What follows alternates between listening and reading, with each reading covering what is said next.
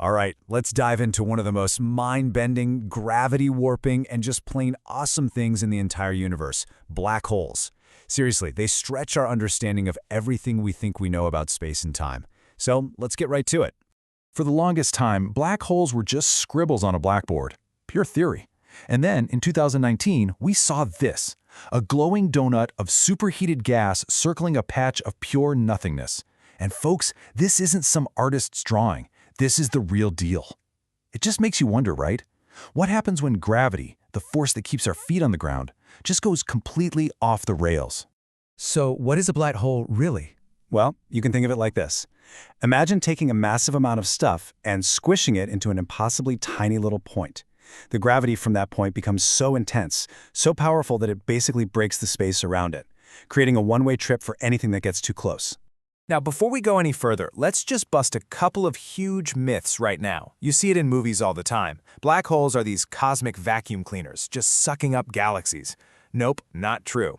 If we swapped our sun with a black hole of the exact same mass, you know what would happen? We'd get really, really cold, but Earth would just keep on orbiting like nothing happened. They're also not magic portals. You just have to get incredibly close to be in any danger. You know, the idea of black holes didn't just pop up out of nowhere. It's an idea that's been cooking for centuries, slowly going from this wild what-if thought experiment to something we can actually take a picture of. Let's do a quick history tour. It all starts way back in 1783. This guy, John Michel, gets to thinking, could something be so massive and dense that even light couldn't escape it? He called them dark stars. Pretty cool, right? Then we jump to 1916.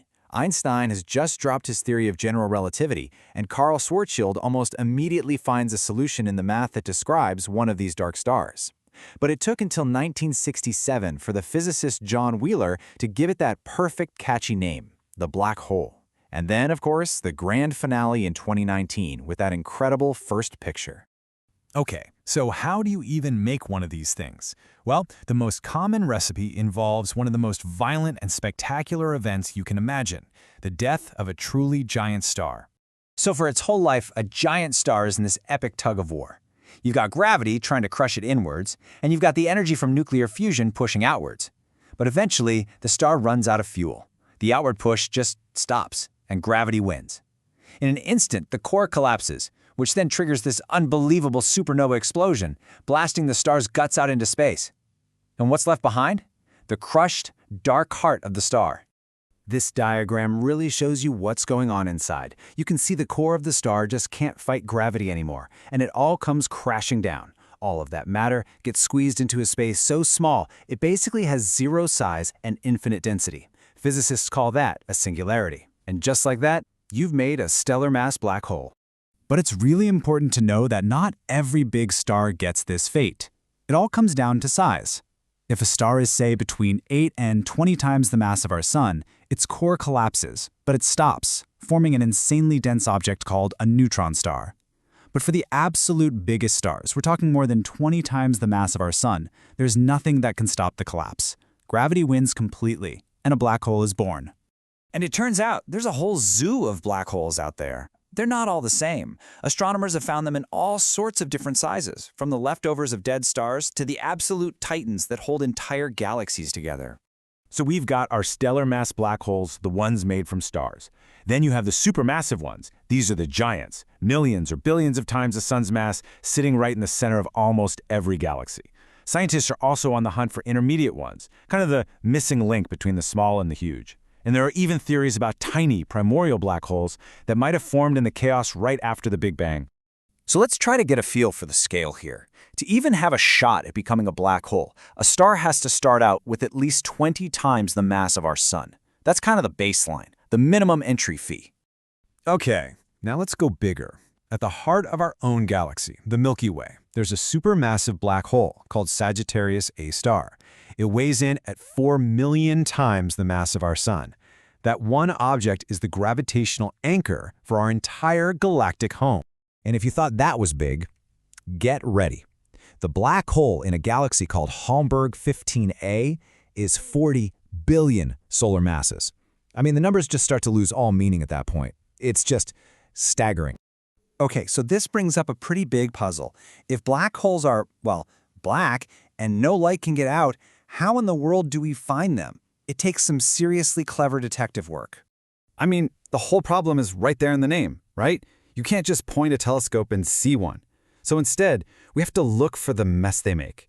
We look for their gravitational footprint, the way they bend and twist and bully all the light and matter that's unlucky enough to get close. And astronomers have some amazing tricks up their sleeves. They look for these bright, glowing disks of gas and dust that are spiraling into a black hole. It's basically a traffic jam where friction heats everything up until it glows. Or they'll watch a star that seems to be wobbling, as if it's dancing with an invisible partner. We can now even detect gravitational waves, literal ripples in the fabric of spacetime from when two black holes smash into each other. And we can even see how a black hole's gravity bends the light from a galaxy behind it like a giant cosmic magnifying glass. And our tools are just getting more and more advanced. Like this quote says, scientists can now analyze the polarization of the light coming from around a black hole. That's a super fancy way of saying they can map the magnetic fields around it, which helps them figure out exactly how a black hole eats and why it sometimes shoots out these enormous jets of energy. And that brings us right to the edge of what we know and what we don't. Because black holes aren't just cool objects to look at. They're cosmic laboratories that push our best theories of physics to their absolute breaking point. The most famous part of a black hole is its event horizon. Now, it's really important to get this. It's not a surface. You couldn't land a spaceship on it. It's more like the edge of a waterfall. It's a threshold in spacetime. Once you cross it, all possible paths lead in one direction, to the center. There's no way back. For a long time, the thinking was pretty simple. What goes in a black hole stays in a black hole. But then, the legendary Stephen Hawking came along. He mixed quantum mechanics with gravity and proposed something mind-blowing. He realized that, thanks to weird quantum effects, black holes aren't perfectly black. They should slowly, very slowly, leak a tiny bit of energy. We call it Hawking radiation, and it means that over trillions upon trillions of years, a black hole could actually evaporate and disappear completely. And that idea leads to one of the deepest, most profound mysteries in all of physics. See, there's a fundamental rule that says information can never be destroyed. But if a black hole can evaporate and disappear, what happens to the information about all the things that fell into it? Is it just gone? Erased from the universe forever? That would break physics as we know it. Or is there something even stranger going on inside these cosmic monsters that we just don't understand yet? That's a question we'll have to leave for the future.